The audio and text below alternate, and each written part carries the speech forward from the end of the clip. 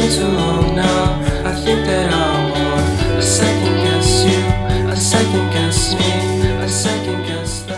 Week-end du 27 et 28 septembre 2025, dernier week-end de ce mois de septembre. Je vous le souhaite bon. Voici 5 énergies principales de ce week-end. Je vous invite à vous connecter à votre intuition et à faire votre choix entre une à deux de ces 5 cartes afin de découvrir quelles seront les énergies principales de votre week-end. Mettez cette vidéo sur pause si vous avez besoin de plus de temps pour faire votre choix et surtout dites-moi bien dans les commentaires quelle carte vous avez choisi. De mon côté, ça sera la 1 et la 2. Les cartes des impatients qui veulent pas attendre jusqu'au bout. Allez, la carte numéro 1, si vous l'avez choisie, tout comme moi. Je pense à cette carte depuis ce matin. De toute façon, ça n'a pas arrêté de faire ça de toute la semaine. Je pense à une carte et je la vois sortir dans les tirages journaliers. Le 6 de bâton. Il est à l'envers. Ça explique que ce week-end, vous pourriez être en manque de gratitude, de reconnaissance. Vous pourriez faire certaines choses et ça passe un peu à côté, ça passe un peu pour acquis, tout simplement. Mais cette carte vous explique que vous pourriez vous-même avoir pas mal d'attentes, ce qui n'est pas spécialement une bonne idée selon le tarot, puisque ça pourrait engendrer des frustrations, forcer un petit peu le trait, porter des masques et compagnie. Faites les choses avec plaisir, gratuitement, et si vous avez besoin qu'on vous remarque, n'hésitez pas à dire coucou, c'est moi qui ai fait ça, je suis là. La carte numéro 2, elle se présente également à l'envers.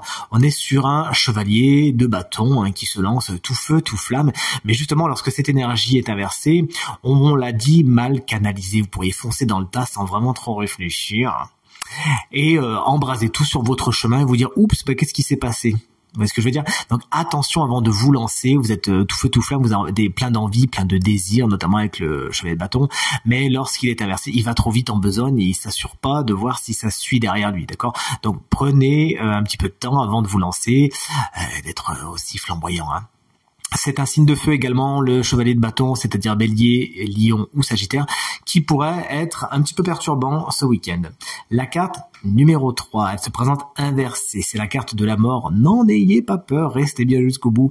La carte de la mort, lorsqu'elle est inversée, elle signifie une fin, quelque chose qui se termine, certes, vous le savez, mais lorsque la carte est inversée, ça explique que vous avez du mal à accepter le truc, tout simplement. Vous avez du mal à faire avec et vous auriez bien fait de la résistance alors que non, mauvaise idée. Si ça se termine, c'est que ça doit se terminer, un cycle touche à sa fin.